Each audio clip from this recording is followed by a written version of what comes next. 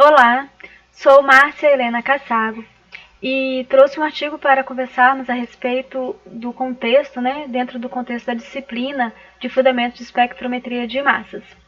O artigo que trouxe é caracterização de óleos brutos ao nível molecular pelo uso de espectrometria de massas de ressonância ciclotrônica com ionização por desorção a laser, ou Laser Dissolved Ionization, LDI, que é a fonte de ionização à pressão reduzida, que é o método, que atualmente estamos estudando nessa disciplina.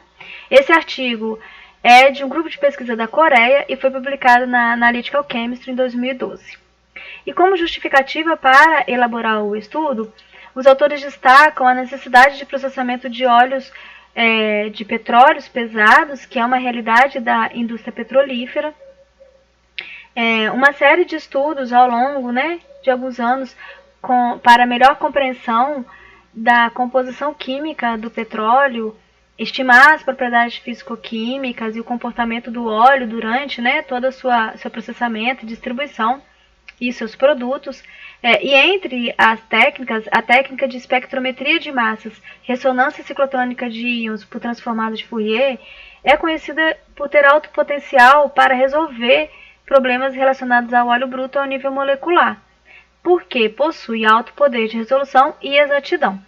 Nós vimos no início dessa disciplina que alto poder de resolução e exatidão de massas é importante, porque ao obter o número de massas de determinado componente, se for baixa resolução de massa, baixa resolução e baixa exatidão, vai haver um grande número de possíveis candidatos à identificação daquele componente. E petróleo é uma amostra complexa, e isso pode ser um problema significativo.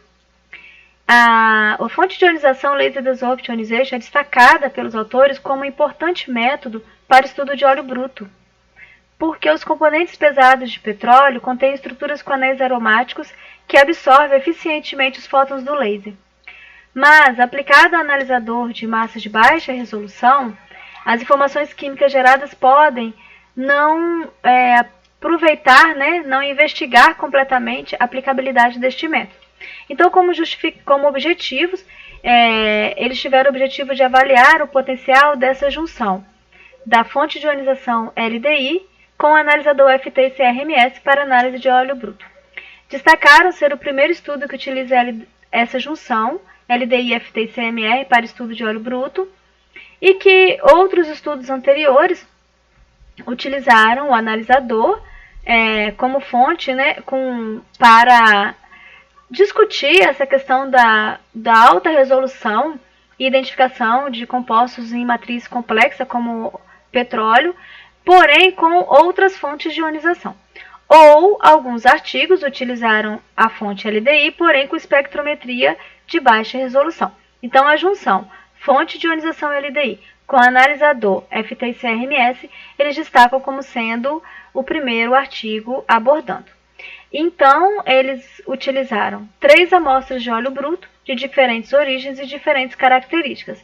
As características foram descritas como teor de enxofre, teor de nitrogênio, número de acidez total e API.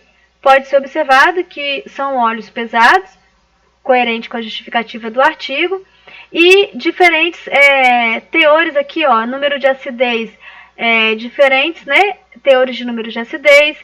De nitrogênio também temos 2 óleos com maior teor de nitrogênio, um meio com menor, e enxofre também há aí uma diferença, uma variação entre as amostras. O preparo da amostra: 10 a 20 mg de amostra dissolvida em 1 ml de diclorometano, obtendo uma solução com a concentração final de 10 a 20 microgramas por microlitro. Dessa solução, 10 microlitros foram colocados em um plate de aço inoxidável para obter uma camada fina de óleo para chegar à medição com LDI. Ou seja, aproximadamente 100 microgramas do óleo foi colocado no plate molde, cujo tamanho de spot é de 5 milímetros de diâmetro. A análise foi então realizada no modo positivo e no modo negativo. Como resultado, eles destacam que identificaram um número de sinais acima de 11.000 Aqui no gráfico tem um valor pequenininho aqui, mas são todos acima de 11.000, com sinal ruído acima de 5, que é o parâmetro que eles utilizaram para considerar como sinal. Aqui nós temos o gráfico A, os espectros, né, das 3 amostras no modo positivo, no gráfico B os espectros no modo negativo. Aqui nesse pequeno quadrante temos sinal no domínio do tempo, e aqui após o processamento pela transformada de Fourier e o processamento inicial, temos o MZ, razão MZ, em função da intensidade relativa, o espectro inteiro, né, amplo, e aqui pode ser visto aqui que é complexo, são muitos sinais, é complexa a visualização desse espectro, a interpretação pelos sinais. Então aqui tem uma faixa, né, uma pequena faixa de extensão expandida para que seja observada a presença dos sinais. Eles destacaram que observaram que há uma distribuição diferente entre as amostras, e para exemplificar isso utilizaram um sinal de classe O2 de uma fórmula molecular C32H59O2, que no petróleo 3 é muito abundante, no petróleo 2 razoavelmente abundante, e no petróleo 1 é basicamente ausente. E destacam que isso tem uma relação com o teor de acidez, pois o composto da classe 2 já tem alguns estudos relacionando esses compostos com o teor de acidez do petróleo, e essa amostra 3 tem um valor maior de número de acidez total, que é 4,26. A amostra 2 tem um valor intermediário de 3,15 e a amostra 1 tem um menor valor de teor de acidez, que é 0,18 mg de KOH por grama de amostra.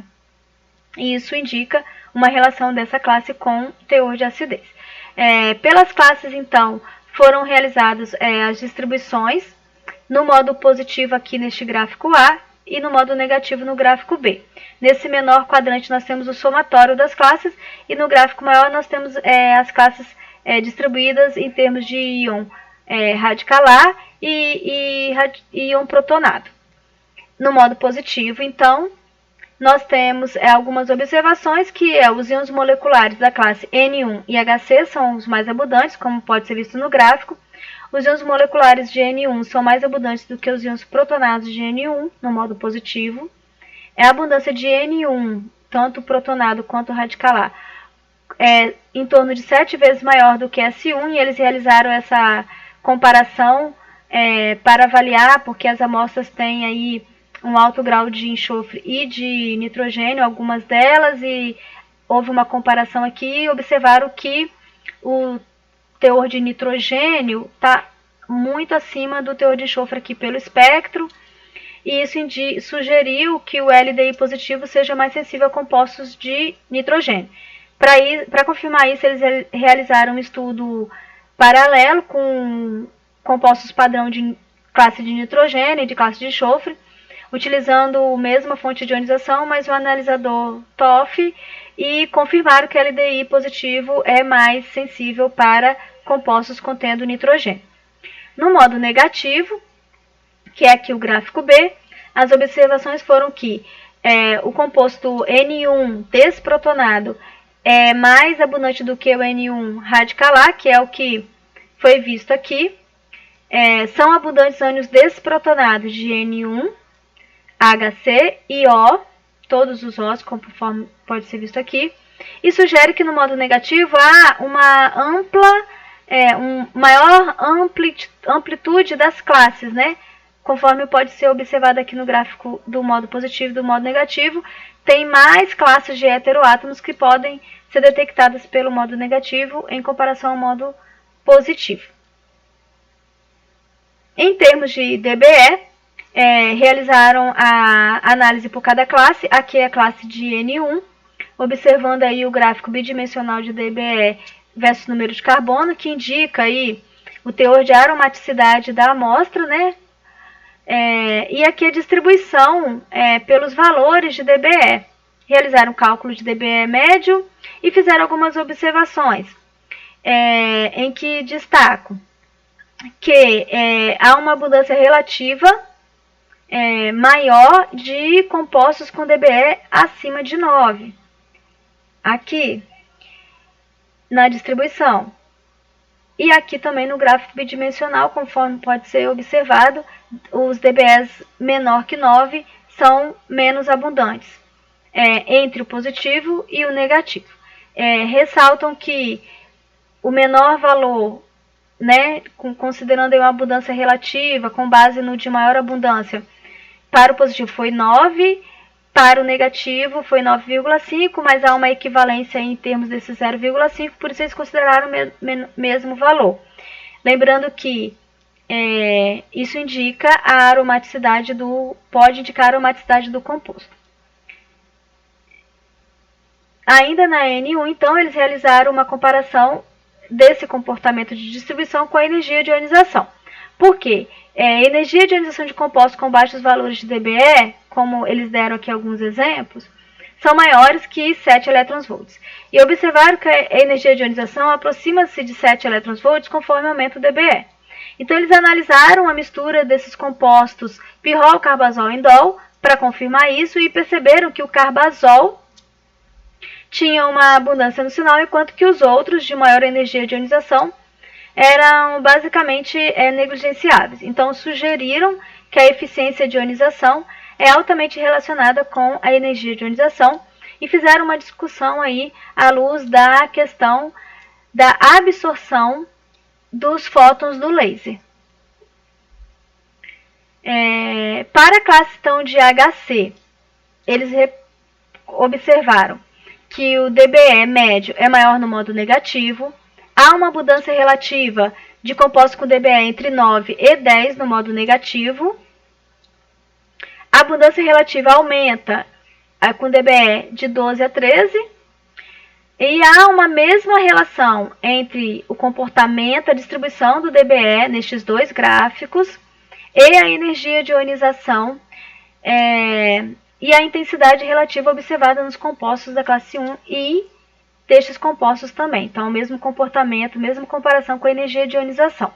E aqui também indica que há, neste caso aqui, compostos com dBe maiores do que 9. Para a classe de O1, eles ressaltaram a mesma relação entre dBe e energia de ionização que observaram nas classes discutidas anteriormente. Há uma maior abundância de dBe acima de 12 e, presumidamente, energia de ionização próximo de 7 elétrons-volts no modo positivo, aqui como pode ser observado. Entretanto, compostos com dBe entre 4 e 8 são relativamente abundantes no modo negativo, aqui pode-se observar que há uma presença desses compostos, conforme pode ser observado aqui nesse gráfico, e sugerem que diferentes mecanismos de ionização podem desempenhar importante papel em compostos contendo oxigênio. Para a classe de O2, utilizando um gráfico de dBe tridimensional, aqui versus o número de carbono, eles identificaram um comportamento um pouco diferente. dBe entre 1 e 3, que compreende os não aromáticos, são abundantes, neste caso aqui, diferente do que foi visto nas outras classes, que o dBe mais abundante está sempre acima de 9, que indica aí compostos poliaromáticos. É provável que a natureza de alta eletronegatividade do oxigênio e a acidez do grupo OH podem influenciar o processo de ionização por LDI.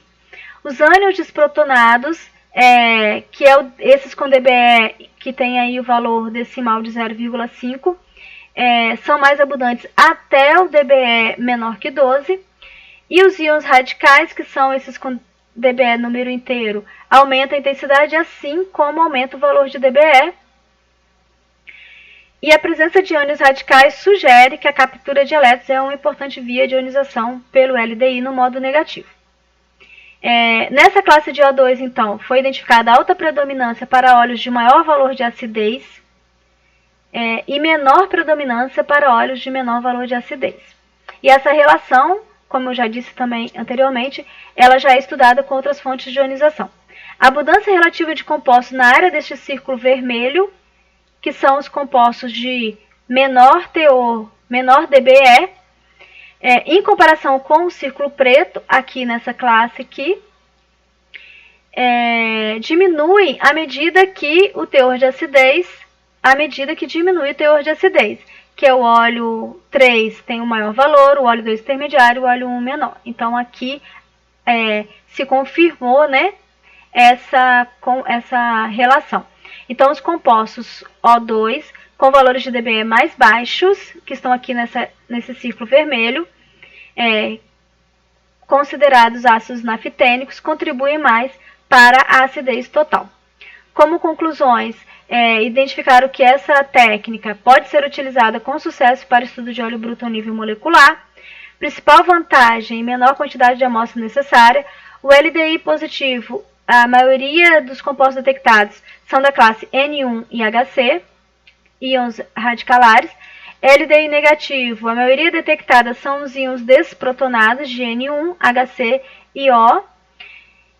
LDI negativo, indicado, né, adequado para análise de ácidos naftênicos, porque podem, né, detectar simultaneamente os compostos monoaromáticos e não aromáticos dessa classe de O2, e compostos contendo nitrogênio, porque tem aí uma sensibilidade com compostos de nitrogênio.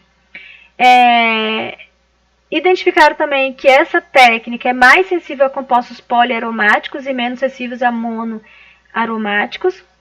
E há uma possível dependência entre eficiência de ionização e energia de ionização das moléculas, mas defendem que isso tem que ser bem mais aprofundado, bem mais estudado, para se ter aí uma afirmação melhor. Bom, é isso. Eu agradeço a atenção de todos. Obrigada.